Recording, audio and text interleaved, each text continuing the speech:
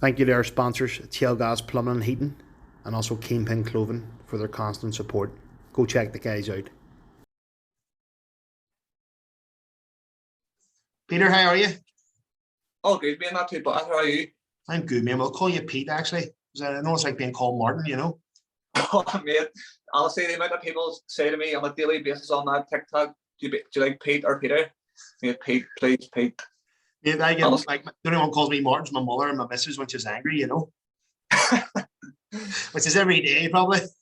Every day, mate. That's me. I'm sick of people that just call me Pete. Honestly, mate. No stress, mate. So listen, as I said, welcome back, everyone. I'm glad to get Peter on here. Sorry, Pete on. I'm just hanging you up. On for a chat. Again, we've talked off camera. We've a lot to talk about today, and yeah, I'll say no more. I'll just get you to introduce yourself, if you don't mind, Pete. No worries. So I'm Pete Boreland, 32, from East Belfast. I work as a team leader for a pharmaceutical distribution company, which now I've currently been off for the last 3-4 months on the sick due to severe anxiety, which we'll touch on throughout the podcast. And daddy to Rudy, who's 5. Fantastic, mate. Fantastic. And as we were talking about, you know, you're from East Belfast, but you're originally from my neck of the woods, weren't you? Originally from Ballincollig, mate, yeah. But to be honest, best days of my life, mate. Best days of my life. You know, right. I was thinking about it before I came on, the back in those days, you know, and the thing that stuck out for me was Elmwood Youth Club. What a spot, man. Friday night, 8 o'clock, the football. That football was the most competitive football I've ever played in my life. So, did you ever play the volleyball, did you? No, I didn't know. The football was bad enough for me, mate. I got kicked from pillar to post in that football. There was some competitive boys in that game, like. Mate, loved it. As you said, I'm going to actually find my old ID. I'm a hoarder, so I'll not jump off the subject, obviously, but I had Pokemon cards like we all did as kids. Well, yeah. I had a gold Charizard, like one of the first editions I thought. So I seen Jake Paul, bam one for whatever X million, and I'd done the research, like could be worth £250,000. I was like, straight to my ma's attic, try to find my Pokemon cards. No joy, but I found my Elmwood Youth card or a youth club card, you know, so that was a close second. Like, it's so good, so good. Back in the day, you know, it's funny because I was thinking before we came on, like, you didn't need a phone back then. There was no phones. You just, you know, if you were going out, you knew where everyone would be. Do you know what I mean? Your crowd of mates, you knew whether it be the Green playing football or Balmackay Shops, that was it, Lucky Sevens, whatever it was. You know, just knew where it would be. You know, it was good. It was, mate. Great spot, and even. I does that before, like, you know, you went to youth club. After youth club, usually went up to a man Lee or the Codfather, got a milkshake or a battered Mars bar or some French toast or something, right? I made French toast from the man Lee, unreal, so good. So underrated, lad, you know. Big time. No, mate, what we'll do, we'll jump into it. One of the first subjects we want to touch on is obviously co-parenting. I had Ryan on before talking about some of the challenges and then obviously the good outcome that he had. So I know yourself, you have a bit of a story. You and your wee one's mum are together as well. So, you know, again, that's where the co-parenting comes in. So can we start on that, mate, and tell me how you find that and obviously the challenges early doors? Yeah, so with me and Rudy's mum, it was a funny one because the whole way through the relationship, it was kind of like one of those, you know, split up, back together, split up, back together. If I'm being completely honest, we sort of knew from early doors it was never going to be a long-term thing. And then obviously she fell pregnant, and as parents do, sort of say to each other, right, let's try and fix this for baby. But I mean, as a lot of parents watching this will know, it doesn't work like that. You know, you can't do it. And a few things happened, whatever else, and we split when Rudy was 6 months. And I mean, I'm not going to lie, mate, for the first probably 6 months when we split, it was toxic. It was five toxic. To the point where courts got involved, to the point where I was picking him up from her sister. There was no contact between me and his mum. Didn't see each other, just literally couldn't face each other. You know, there was that much toxicity there. But one day it was sort of decided, like, I invited her down for a chat because it was getting, for me, it was just, I didn't want Rudy growing up in that environment, seeing his mum and dad hate each other. You know what I mean? So I invited her down, and she came down, give her credit, and we sat for about half an hour, 45 minutes, and said to each other, like, it's no longer about us. Me and you is done. We're finished. You know, we've got this beautiful child here that he needs a healthy parent, like healthy parents. Do you know what I mean? So, I mean, from that chat that we had, half an hour, 45 minutes, we have had probably a better relationship than what we ever had together. Fantastic. If I'm honest, you know. So, any dads watching this who are maybe going through the whole toxicity thing with their baby mum, you know, what my advice would be: listen, keep at it. Do not give up. You'll get there. Do you know what I mean? Yeah, and like, you know, just to touch on that, I actually, funny enough, I went, I was trying to find some notes being you were talking about, and I actually, on our friends on Facebook, as you know, I clicked on a conversation that me and you had, and the last thing we had talked was 2018, and you were going through this, and I was going through the split with my stepdaughter, and I was telling you how I had felt and stuff. I don't know if you had read that, but I read it recently, and I went, shit, and I was knee deep in my thoughts then, like, you know, again, even myself, like yourself, I was living alone. So again, I was working at home, eating alone at home, watching football at home, everything was alone. And it was just terrible. Missed the wee one. As soon as me and that, you know, partner broke up, she wasn't my daughter, bad lads, she had a dad, but we had a bond, you know, and I think that we got on like my own. So that's where I think when I came to you and said, like, at the time, like, mate, this is how I felt with it all, you know, and you were telling me what you were going through. It was just, again, when I clicked on and seen all that, like, you were knee deep in that when we were talking the last time, you know, and it's crazy. Major. It was probably, it was tough because, you know, when we split, I can remember the day walking out the door for the last time and sort of thinking to myself, like, I'm not going to be waking up in the same house as him every day. I'm not, you know, just that whole, I never wanted the whole broken family thing. I came from a broken family, do you know what I mean? My mum and dad split early doors. And I always said, if I was lucky enough to have kids, I want that. Everyone wants that nice family unit thing. Do you know what I mean? But it just wasn't to be. And I mean, honestly, probably took me about a year and a half to kind of to get myself back into that mindset of things will be all right. You know, it took me. I moved in with my dad and his missus when we split, which I'm grateful for because that gave me the opportunity to still be able to keep Rudy overnight in the house. I had nowhere to go. Do you know what I mean? Yeah. And then I say within about a year and a half, I had got back on my feet, got this place, got it the way I wanted it, and so you know, it did take time. It does. I was in a bad way for a long time. Yeah, like as you said, you know, it took you, you know, X amount of months to get sort of access to different things, and again, like when you break up with somebody, as you said, like I mean, I grew up, my mum and dad, my dad gave my mum hell as kids, like my mum stuck by him for years. And, you know, again, as it turns out, like a role model wasn't good for me to see, you know, kind of then was like, it's not nice what he's doing, you know, different things. And my mum like, stuck by him. But when my mum finally decided she had enough, because again, like she said to me, like, you know, you keep your family together, as you said, that's the old school mentality. And I'd be the same, you're thinking, but as you said, it doesn't work all the time. So when my mum finally had enough, she went, away you go. But my dad then again, like as you said, his feelings weren't like my mum put her feelings aside. He didn't. You know, he still continued to give my mum hell, and then we were dragged into and stuff. So that's where I think you kind of whenever you can start thinking logically, as you said, you just had a chat and you just said, you know, it's not about us no more. Let's get on for the kid, and that's the main thing. And that is the hope, isn't it, for a lot of dads that hopefully that day will come.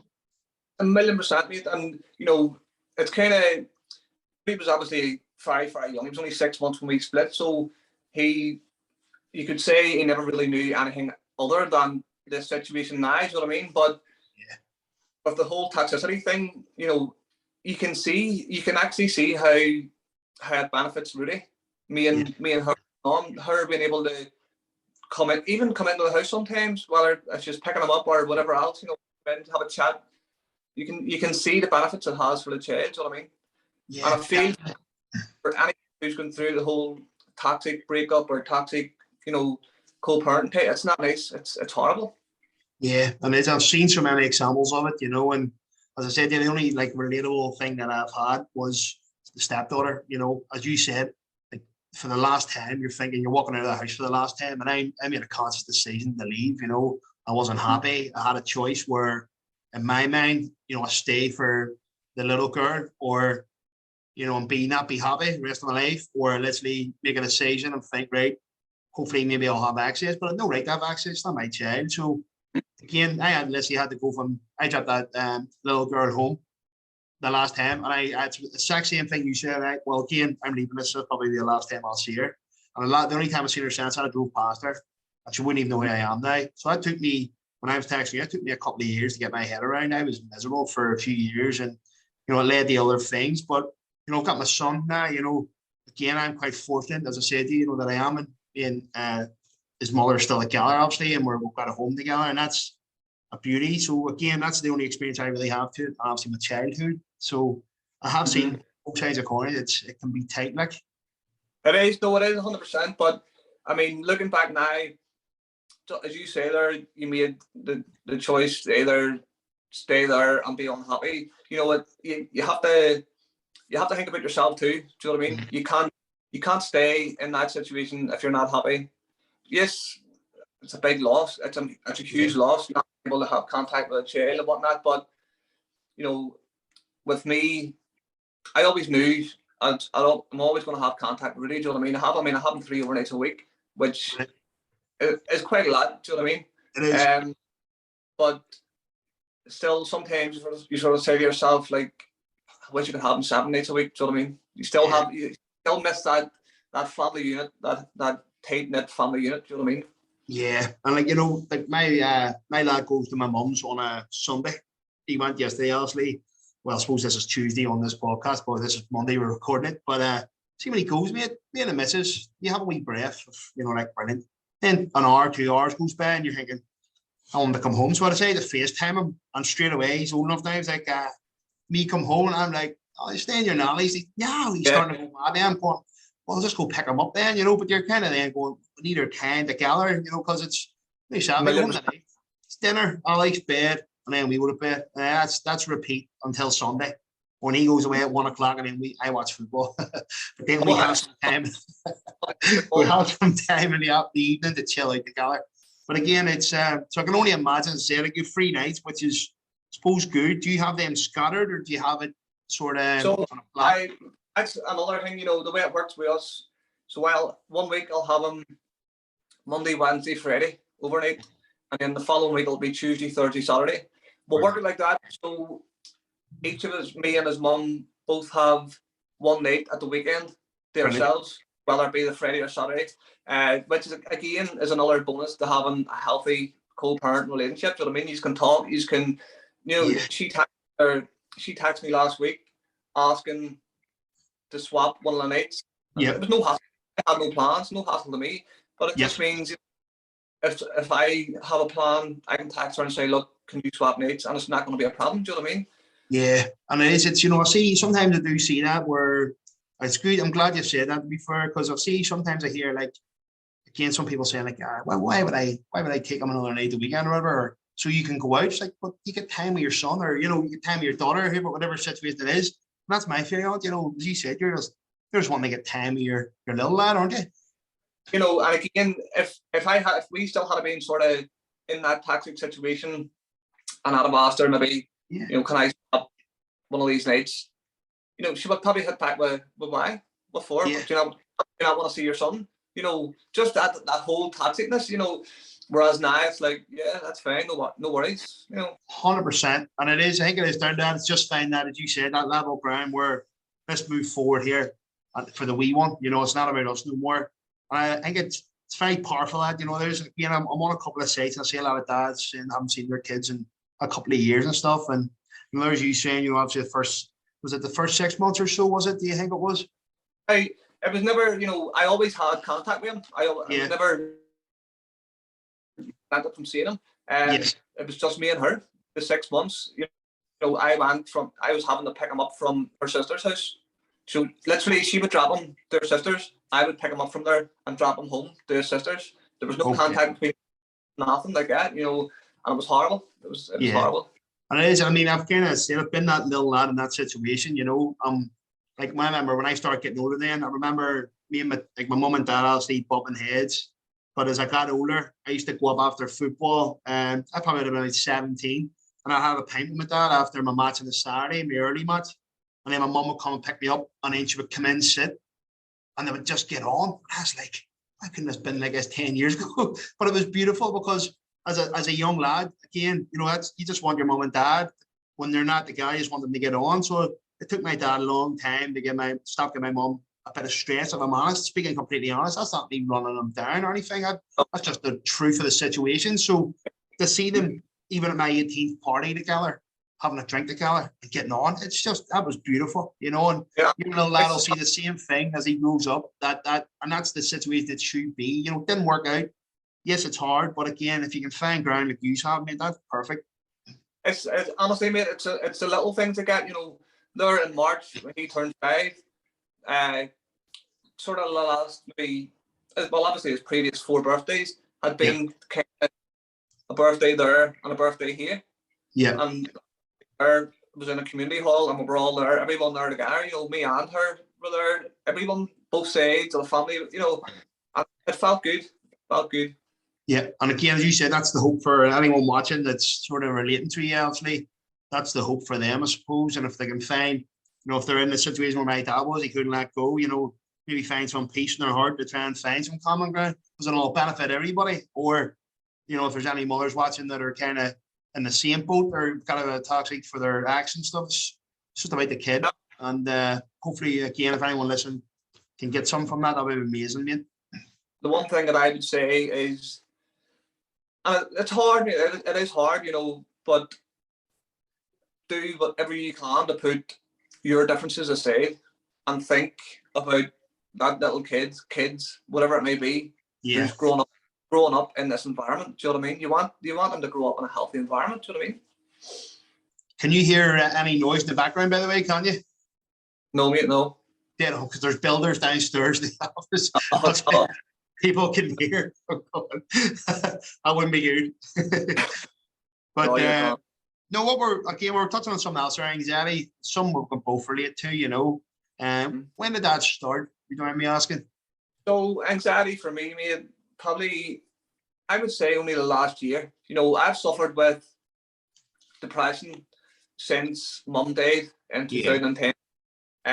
You know, obviously you can relate a lot to your, you know, in your own situation, but the anxiety for me, say the last year or so, and it was, I can remember one day in work, I was on the forklift and just feeling this huge weight on my chest, as if somebody was just standing firmly on your chest, and I was like, what the fuck's going on here? So, because I had never had no experience with anxiety in my life. Think you're having a heart attack, did you? Yeah, exactly. Here's me. I'm dying. The first thing I had to do was fucking get off the forklift before I killed some cunt. Do you know what I mean? It's like, I make it off here. Like, but I honestly, mate, horrible illness. Horrible. It's so hard to get your head around, mate. You know, we had a chat there. I'll talk about obviously my experience, but I always felt something growing up, you know, different wee things and stuff. I don't know whether that's relating to sort of some of the things my dad would have done and stuff. I don't know whether that was part of it. You know, I'm really, for instance, like now I even see drunk people, don't like drunk people, because my dad, when he had drink in him, was very like aggressive and stuff. So when I'm around drunk people and I'm sober, I'm edgy. So when I'm out, my anxiety would go a wee bit, then I need to have a few drinks to smooth me out, because it's, again, I'm used to seeing anger with drink, you know. But my anxiety, as I've talked to you before, you know, it started getting really bad. As you said, I lost my dad in 2006.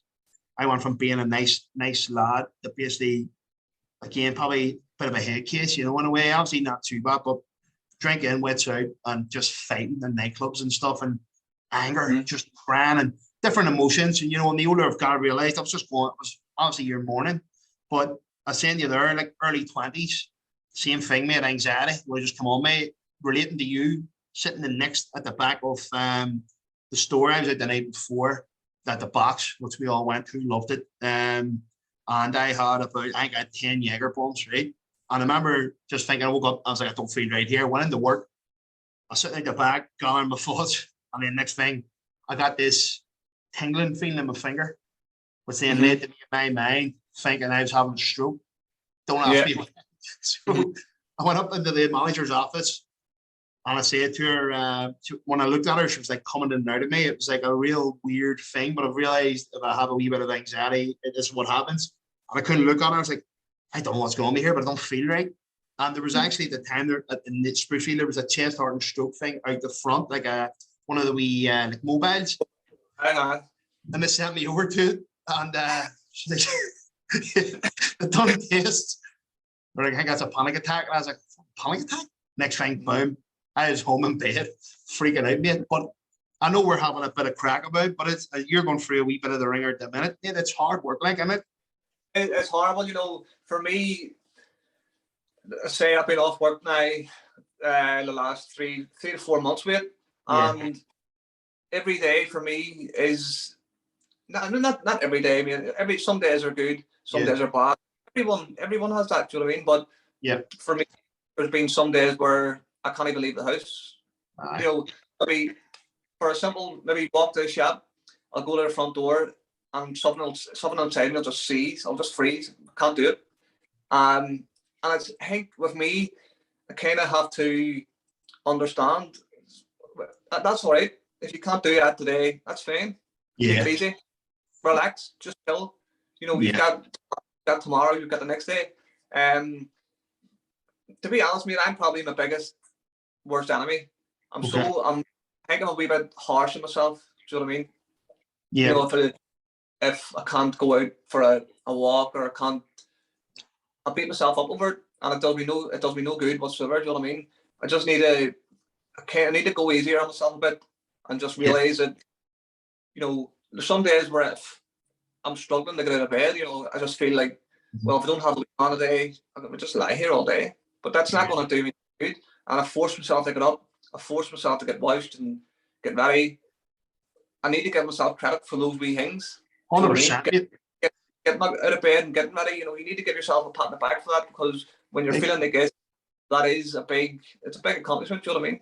It is, you know, and I know, like, again, from experience of doing Mind Your Bap, you know, I've had people on that have told me that they get out of bed for weeks, you know, not even get washed or nothing. So, as you said, that's like small battles you win every day. And something that I've kind of got to know now over the years for me is, like, I'll have a work ethic that will be unmatched for maybe 4 or 5 weeks. Then I just bang, I'll hit a wall. And I used to say to myself then, maybe I haven't got the stamina for this type of life, work life. But what it is, talking to my missus, see at 10 o'clock in bed, mate, I'll be hitting her with, here's an idea I have, I want to speak to him. It's just like, fuck up, go to sleep. So my brain's constantly working. And then it gets to the stage where it just thinks, right, we're wrecked here, take a chill. And I'll have a wee, won't be a downer as such, but just be, I'm mentally drained. So what I need to do is just, I've known that's how I operate. So I operate a full flight as long as I can. And as soon as I burn, I take a day or two off to get my brain back to normal. But them days, as I said, some days I'm like shattered. I'm like, fuck, I'll take Friday off. And it could be like that. I'll just lie in bed at lunchtime and stuff. And it is so hard. And again, we were talking, like I had a heavy April there on drink, and it doesn't help. You know, I found my head slipping back into my early 20s again, where I was having the anxiety and all the self-doubts we were talking. You know, I was talking myself out of situations like you said, and even like going to events and stuff. I'm thinking of excuses how to get out of it because I didn't want to face people and all, and that all creeps back in. But for me, if I don't look after myself, then I will slip back into the way I was. Because again, 21, you're drinking 3 nights a week. So that probably contributed a lot to my downfall at that age of just abusing yourself, basically, you know.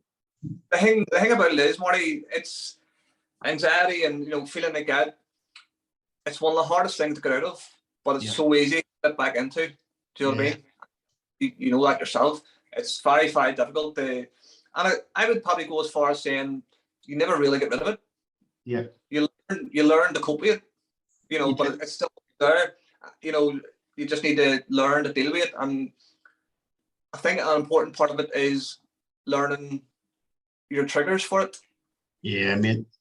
Well, that's still something that I'm working on, is figuring out what's triggering my anxiety. Because to be honest with you, I don't know what it is. I have no idea. Yeah, and there will be something that you will, as I said, like I figured out, as you heard me there, I figured out certain things that trigger mine, and sometimes my breathing will be uneasy, and again, what that used to lead to when I was younger, because of the heart problems in the family, breathing's not easy. What's going on here? And then the next thing, your anxiety's going, so your heart rate's increasing, and as you said, next thing you go, I'm having a heart attack here. No, wrong, and it's all up here, and it is. You know what it is, you'll get to a stage where I don't know if you're getting any help for it or anything at the minute, but if, you'll learn your triggers and how to get yourself out of it, like I have. And I don't know the last time I had a panic attack and things like that, but in my sort of mid-20s, mate, there was a stage where I was thinking to myself, if I can't get out of this mind frame, I'm going to get sanctioned here. Sanctioned, like I was thinking that, like how am I going to get my head out of this? Like it was like the room was closing in when I was out of bed. Honestly, I would say about 2 or 3 months ago, I can remember having a conversation with Glenn, my brother, and he would probably be. He's the biggest worrier. He worries so much. Even when I was growing up, he was always checking on me, and still to this day, he's still always checking on me. But I remember having a conversation with him and sort of saying, Glenn, like, it's starting to feel like the only safe place for me is being locked in a padded room. Like, get away for whatever amount of time. But I got myself out of that, and thankfully I did, because I was in a terrible, bad way. As I said to you, I came back from Amsterdam. For anyone listening, if I'm going to Amsterdam, I've been smoking weed or something. Nothing, just drank for 4 or 5 days. The last night was very heavy, and I got back on the Thursday or the Friday. I can remember it as clear as day. And it was my birthday that weekend. And I still get stick for this day, right? We had a match. I was playing for Bottom Couch at the time. We had a match on the Saturday. I went to the change rooms, and my head was that gone because I'd abused my body for 4 or 5 days. I couldn't get my thoughts right, and I had a match to play. So thankfully, my manager said to me, "You haven't trained this week. You've been drinking. I'm sticking you on a bench here." That was a heaven sent for me, because I had to take 2. You ever heard of calms? Yep. I had to take 2 of them before the match. And I remember Ali Browning saying to me, "Hey, you taking calms for a match? I'm freaking out here," And as I said, I had that experience on the Friday. I got home the Thursday, because the Friday I had that room closed in on me experience for the first time. And my girlfriend at the time, it came around. She's like, "What's wrong?" It's like, I can't gather my thoughts here. It's just noise. But again, my trigger was the drink. And that Saturday night was my birthday party. And I had booked the VIP downstairs, the box. It was the section for 30 people. I turned up, and I couldn't face them. It was embarrassing, because back then mental health wasn't a thing. Nobody really spoke about it. So when I told my girlfriend, I was like, I can't go. She's like, "They're all down in Witherspoon's waiting on you." I was like, "I can't go. I just can't leave. Like, I need to stay here." So she basically had to ring them and say, "He's not coming." And they were laughing, getting on the eye, "Why he's up now?" So they cracked on out, waiting for me to come. And at about 11 o'clock, going, "He's not coming." So I get the piss taken out of me to this day about that night. But I was in the same situation as you. I was in hell, man, in my brain. And at that time I went, there's nowhere it is for me. How am I getting out of this, out of my head? And see, to be honest with you, I don't even know how I got out of it. To be fair, I don't even realize, but something obviously just clicked with me. And I got out of it. But again, I can completely relate to you, mate. It's scary, isn't it? It is a very, very scary place. The experience, the room closing in on you, there's nothing worse. And again, like you say, it's how do I get out of this? How do I fix this? I've been on countless apps on the phone. I've been on medication. I've been on every tablet under the sun that the doctor could prescribe me. Again, touching on tablets, I've always hated taking tablets. Always, whether it be paracetamol for a sore head, I cannot stand. I hate taking tablets. So that was kind of a last resort for me, to go to the doctors and get. He prescribed me diazepam, like 3 a day for a week. They only give you like a week's worth, because it's obviously an addictive drug or whatever. Yeah. But even the feeling that it gives you, yes, it chills you out, but I'm not a fan. I'm not a fan. I've always been the type of person. I want to fix this myself. I'll do it myself. Do you know what I mean? Yeah. And that's not. I can't. Obviously, I can't. But a lot of it, from my point of view, I can fix it up here because that's where the problems are. The problems lie within me. Do you know what I mean? And I know for a fact I have a lot of work to do on myself to help sort of come out of this state. Do you know what I mean? Out of this frame of mind. Yeah, and it is a bit of work, and it's one of the ones again. I say, like as everyone says, talking is a massive part of it. Like, you know, it's I used to be quite low in my thoughts, and there were times like I get a thought, I get a feeling or a thought, and I would keep it in, and then next thing I festers and so on.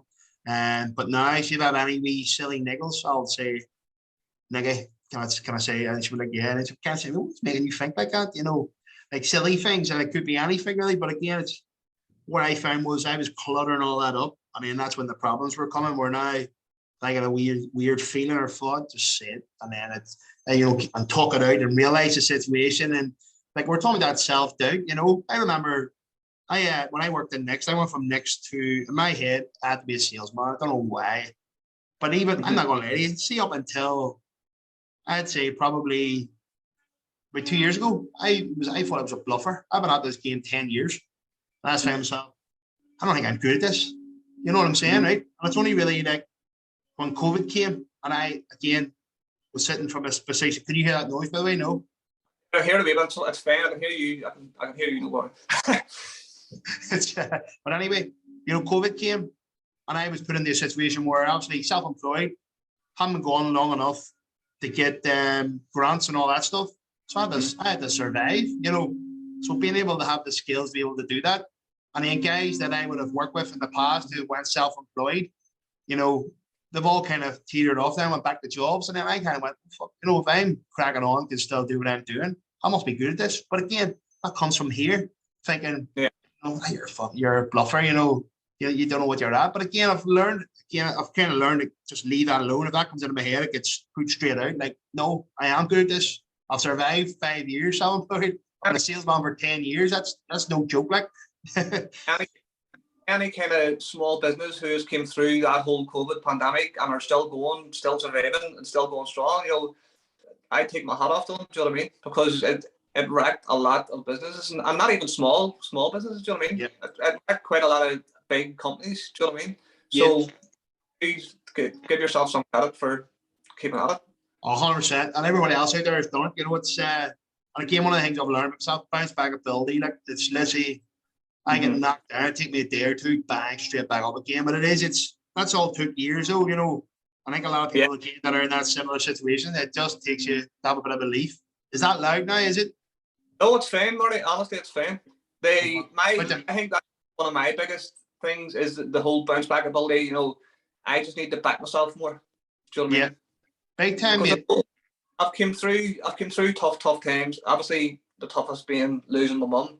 But I'm sort of I need to be in that mindset. If you can come through that, you can come through anything.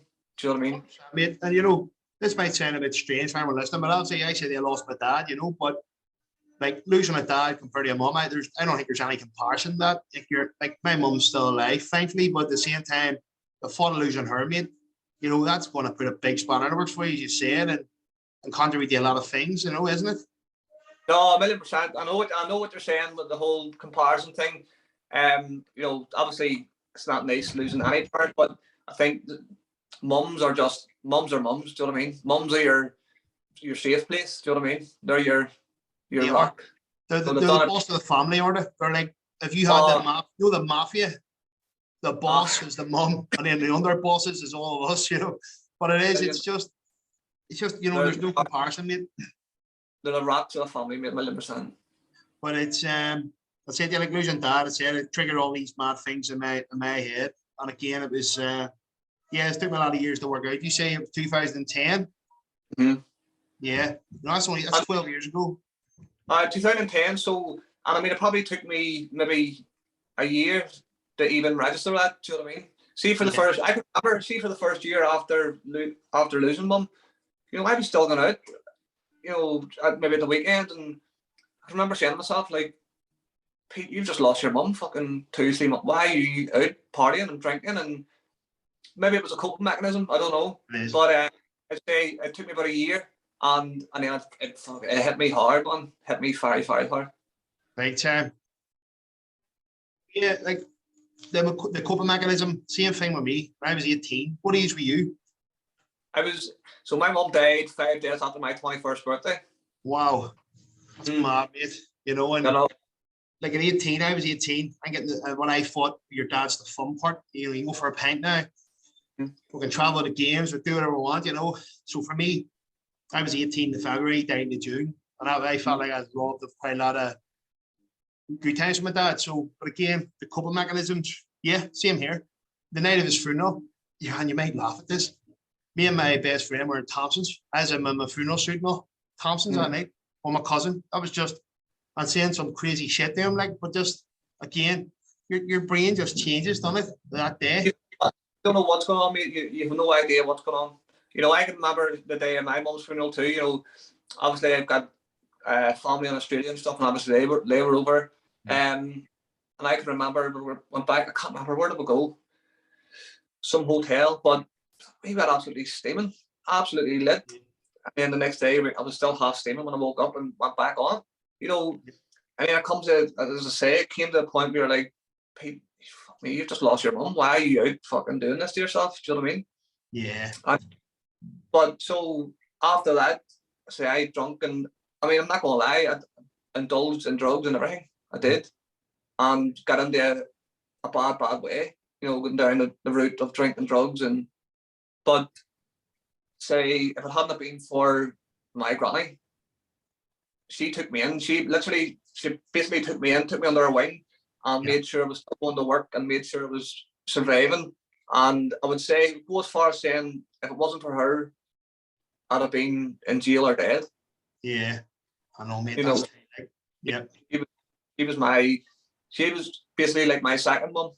Whenever mum died, you know what I mean? She took full control and made sure I was on the right path.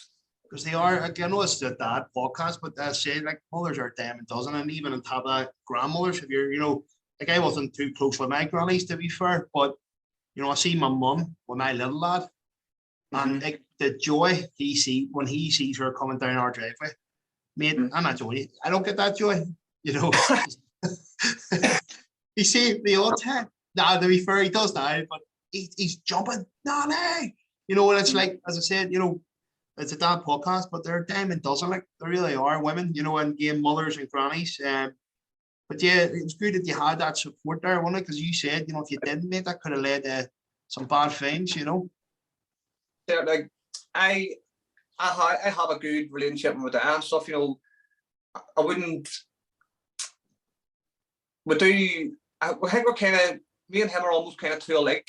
You know, if we have a few drinks together, we end up fucking arguing and fighting over stupid shit. Do you know what I mean? Like, it's like anyone, but with my granny, she was honestly, mate, she was a rock. Like, I think she seen me going into when I was doing the drink and the drugs, and she seen that it was just on self-destruct mode, and she's like, just come and stay with me. And since then, mate, honestly, she made sure I was going to work. She made sure I was surviving, and I owe, honestly, I'm so in debt to her.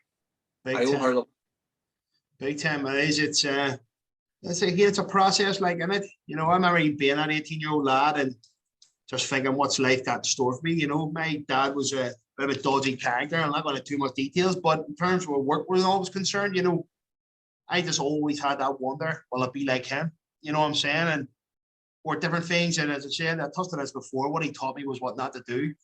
And I had a chat with somebody on Saturday, the exact same scenario. They were having certain thoughts or things. I said that about their dad. And I just like, listen, love my dad to death. Mightn't sound like it when people are obviously when I'm hearing this, but again, I'm just being honest. You know, I'm not going to hold anything back. So, but again, it's what not to do. The way I am as a father is, as I said, we were talking about the doubts whenever you're leading up to becoming a dad. You know, I was thinking, fuck, will be like my dad. Well, you know, we'll let my son down times, or what's going to happen here? And I'm probably over the top with Alex because of that. And again, you know, and that's the one good thing to take out of it, that he's almost taught you how not to be a dad. Do you know what I mean? Yeah. And you just, you know, parenthood, you know yourself. There's no instruction manual comes with it. You know, you come home this day with a newborn baby, and you're like, fuck me, what do you do now? It's mad, it's crazy, but wouldn't change it for the world. Honestly, best job in the world. It's awesome, mate.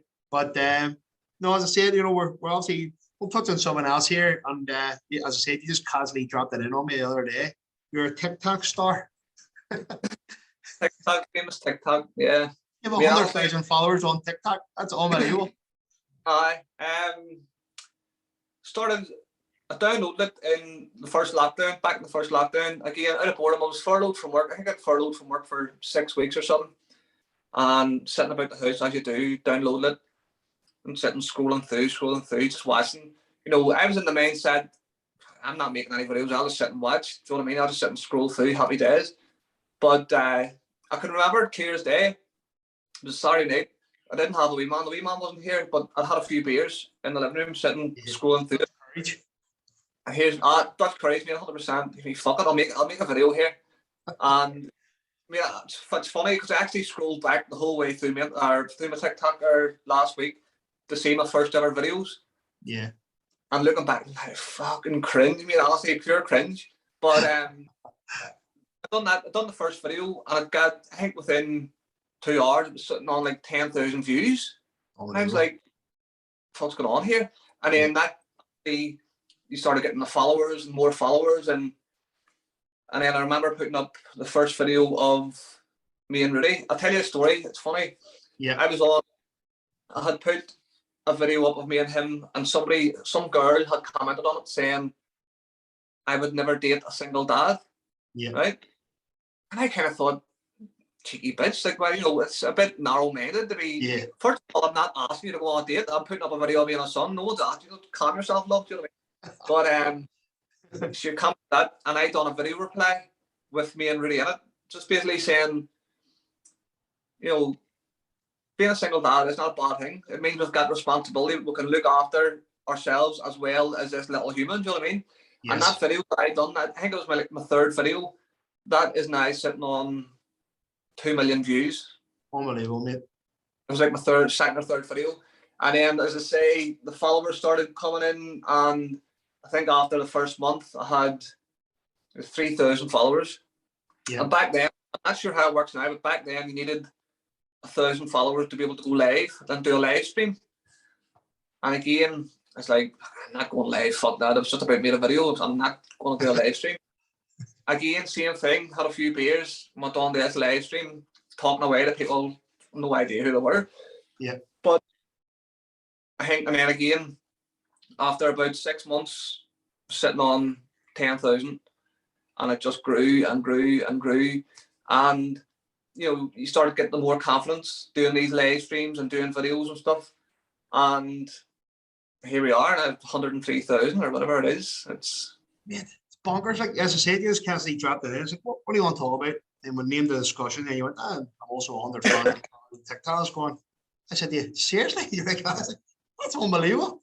But it is, and even for what you're going through in your own head, you still be able to do that. There's, it's commendable because it is. You put yourself out there on social media. Like, I'm only on Instagram. I have like 1,200 followers or something like that. But, you're putting yourself out there every day. If you're putting up posts, like I put up business stuff, I do videos of business, but you do think, fuck, what people want to think about this. But you have 100,000 followers, 100,000. A lot of them are probably strangers. Oh, well, a million, mate. Honestly, probably 90% of them are strangers. Do you know what I mean? But it got not addictive. At the start, when I started to see like 5,000, 10,000 followers, I was thinking, Jesus Christ, this is going off here. It got to the stage where I was in work, and I'm sitting thinking to myself, right, what's the next video I'm going to do here? What's the next video I'm going to do on TikTok? And then I sort of had to say, like, take a step back. This isn't a fucking full-time job type of thing. But it was big time addictive. But saying that now, obviously the 100,000, whatever it is. But if I'll do a live stream once or twice a day, maybe, whenever I'm feeling like it. And I've got, I call it a wee community, right? Of maybe 20 or 30 people. These names who have been there from the start, and I remember names. They've been there from the start, and they'll be in every live, every single day, asking, "How are you? How's Rudy?" Right. These people, I come off them lives, and I'm sort of thinking, these people genuinely care. Do you know what I mean? And it's nice to have that it is good to have that kind of supportive network. Do you know what I mean?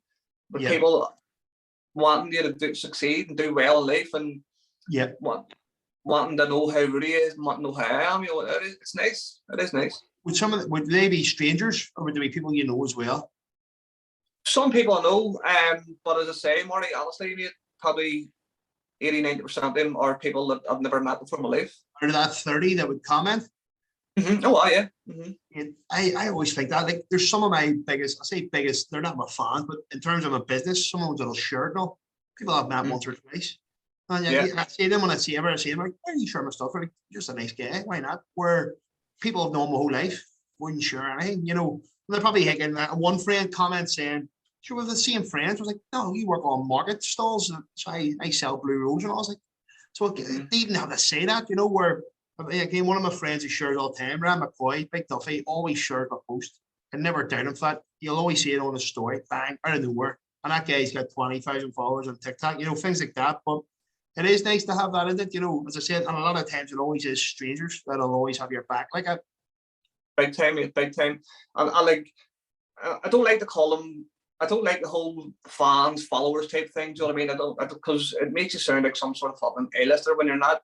But I mean, I'm the most bang average guy you'll meet, and I'm just a normal working class guy. Do you know what I mean? But I'm so grateful for some of the people on that TikTok, the support that they show me, and you know, it's funny because I'll go on the live stream, right, and I can put on the biggest smile, right, and they see these 20 to 30 people I'm talking about, they'll know. See if I'm feeling shit, they'll know without me saying a word. They'll know that I'm not feeling myself. Yeah, which is good because, again, as you said, they've been there for a while, so they know your traits. And you know, there's like you know yourself, if people are good at sort of reading body language and stuff. If you ask somebody a question in the right way, if there's a certain way they react to when they're telling a lie, they don't want to, you know, again, as you said, people are, if they're watching you and taking an interest, they'll get to know your characteristics and your mannerisms, you know. That is the beauty of social media. You know, there's, like, for me personally, like, I had at one stage I was on Facebook, as I was saying, I actually said this to Neil on the last podcast. We get into arguments and debates, and then I realized this is sucking energy that I don't want to give away. So I stopped all that, you know, where you've got that good side of social media there, where you've got you go and do a video and you get a good reaction. You might get the odd stain coming on saying something negative, but at the same time, you get that everywhere. You know, I'll be honest, I'm on a Liverpool page now. I'm an admin on a page, and some lads just read there about an hour ago, 97, some United fan, about the 97 fans. And I was like, again, like, I got roasted life out of him there and posted all about it. So I said, like, think before you speak. You know, you'll always get them people where, as I say, you just got to ignore it and take the positives of the social media. And as you said, it is a friendly place and a fun place then. They're, you know, people like that, they're just very clearly unhappy with their own life. Do you know what I mean? Yeah.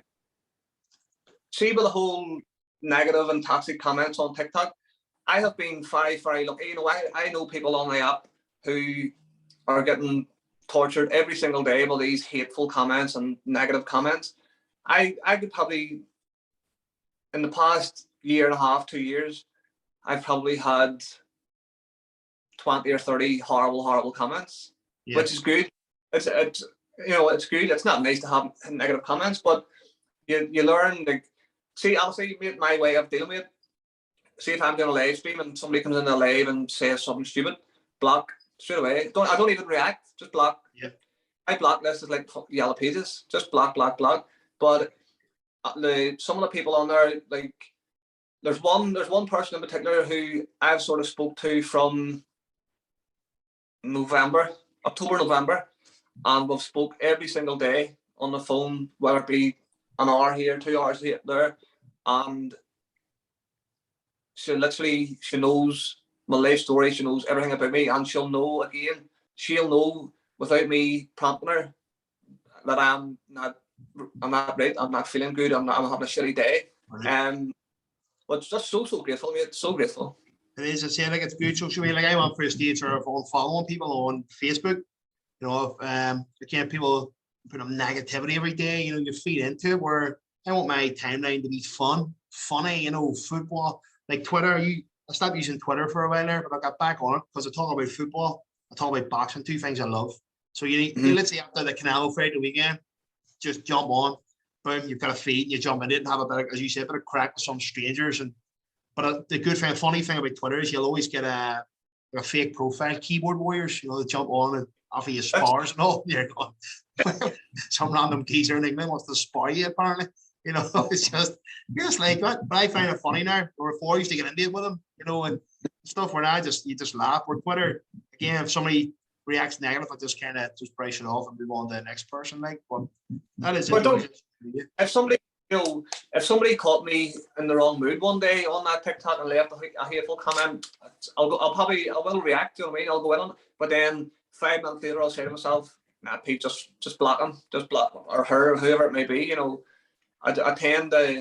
That tends to be my coping mechanism with negativity, is just block, go away. Yeah. Catch you later. I've got to say, I've got that good wee community on there. People who support me, people who enjoy the 15-second videos that I do. And mate, honestly, 90% of my videos are all just taking a piss. Do you know what I mean? It's just all it's a laugh. Do you know what I mean? It's a piss take. It's positive, isn't it? A lot of it. The other 10% is me and Rudy. Yeah. And I would say a lot of my followers have come from the videos of me and him. People, single mums in particular, seem to enjoy that whole, whether or not they've had maybe an experience where their baby daddy hasn't been there as much as what I'm there for him. I get messages every single day. I get comments every day saying, "Oh, I wish my baby dad was like you," or stuff like that. Do you know what I mean? But say a lot of my followers have definitely come from the fact that they see the type of relationship I really have and how involved I am in his life. Do you know what I mean? But I sort of look at it and say, I mean, I'm not doing anything out of the ordinary in my eyes. Do you know what I mean? I got him 3 nights a week. I've got him more than what some parents may have. But for me, I'm just doing what any dad should do in these circumstances. Do you know what I mean? 100%. You're playing the hand you're dealt there, and at the same time making the most of it. No, you're right. I can see where TikTok's concerned. I was not a fan at all, mate. Not a fan at all. And do you know Davy Armstrong from Lisburn? Mate, is he not old no more? I haven't seen one of his videos. Hasn't done it in ages, but I was a big hater of TikTok. But again, I'm 34. I'm showing my age here, right? And I'll tell you a funny story. So Davy Armstrong used to do his. I was like, actually, you know what? They're fun. But again, I'm still not going on TikTok. I only got TikTok to check on my wee cousin because apparently he was being a bit nasty on it. So I was tasked with finding him. So I started a profile, no followers, whatever. Jumped on and obviously found what he was doing and stuff. But with the dad podcast now, obviously you can do the wee videos and stuff. So I load them on the Instagram. But then you do start scrolling, and then people then know you're on and they start following you, and then I catch myself now scrolling down the feeds and stuff and actually enjoying the videos. So, but again, it's my age, and even one thing I heard, you ever heard of a guy called Gary Vaynerchuk in America? No. Businessman, but he talking about social media platforms. He's like, TikTok's the only one that don't clamp your views. It's it's uncensored. It's like, what do you call it? Unrestricted, sorry. So I put a video, for instance, this isn't going to sound anything amazing, but Chaco, I need to do a wee promo video for Chaco for Instagram. So I done one on the TikTok. I had no followers and I got 544 views, right? Same video on the Facebook, 100 views, and I've got near 2,000 followers. Yeah. So you know what I mean? There's no, imagine at 2,000 followers TikTok, thousands would see it then. And that's when I heard him say that there's no restriction. I went, I need to stop being 34 here. I could jump into his TikTok scene and start being active on it. And even with the dad podcast, I was speaking to Neil. Have you ever seen his page, Amateur Dad? And I actually had a look at it there last week when you uploaded the podcast. I went on, had a look, did. He's a good following too. And I mean, I don't know Neil from Adam. I just read to him and asked him, did he fancy a slot, But again, we were talking, he was telling me about content now. So I'm starting to try and put up more wee videos and pictures and engagement and stuff, because I only do a podcast every 2 weeks because I don't want to get boring or stale on time, to be fair. But I'm now very in my head, as you said, I'm thinking I need to put a post up here and there and just keep my followers engaged and grow the audience. But you tagging me definitely helped. got me about, as I said, 30 to 40 new followers. Like, so You know, anytime you're wanting to put a video up, I'll share it. I'll share it, duet it, whatever. The one thing I would say about if you're going to be using it, just try and be as consistent as you can. You know, that I've got that amount of followers because for about a year I was posting maybe 3 or 4 videos a day. Okay. Do you know what I mean? Yeah. I had the time. You might not have the time for that. But I was for about a good year I was posting maybe 3 or 4 videos, and then a lot of my followers have came from my live stream as well. So obviously, if you're flicking through the For You page, you'll maybe come across a live, and I've obviously came across my live, come into it for a few minutes, whatever, and hit the follow from the live. So not all followers come from uploading your videos. Some of them do come from doing a live stream. Do you know what I mean? But interesting, right? Persistency is definitely key. 100%, mate. Is there, do me a favour before we knock off, plug your TikTok there for people to see it, because I had a good scroll myself and I was showing the business. I was like, this is unbelievable. You know, it's fantastic. So again, I find it some of the videos done funny and they're good as well. Some proper sensible ones, but as you say, it's just a laugh. So plug it for us, would you, before we bounce off? Yes, no worries. Just go on TikTok, the search bar, and type in Pete Boreland, and it'll come up. Be the first one that comes up. It's not a very common name, but yeah, just go on, give me a follow, a few likes, whatever it is, and enjoy it. Good man. And mate, I'm going to thank you for your time. And again, I wish you all the best here with your battle coming up. You know, as I said, when you take anything from what I've said, I've been in your shoes, let's say in the same spot, and you know, it's just something will click with you where you've got a couple of mechanism. If you speak to the right person or whatever it is, and you'll get back on your feet, mate. So I wish you all the best for that. Thanks very much for having me on. I've really enjoyed it. Legend. Mate, top man. Look after yourself. Good man. Speak to you soon. Easy, mate. All right. Bye-bye. Bye-bye. If you like what you've seen, don't forget to subscribe to our YouTube, but also follow us on our social media channels on TikTok, Facebook, and Instagram. Thank you.